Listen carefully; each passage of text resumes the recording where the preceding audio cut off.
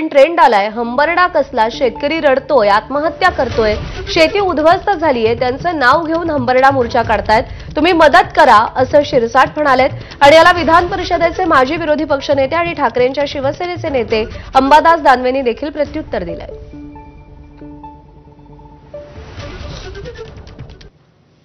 आता हे नाव ठेवण्याचं एक नवीन ट्रेंड आलेला आहे।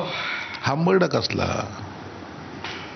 शेतकरी तिथं रडतोय, आत्महत्या करतोय, त्याची शेती उद्ध्वस्त झाली आणि त्याचं नाव घेऊन हंबरडा मोर्चा काढतात।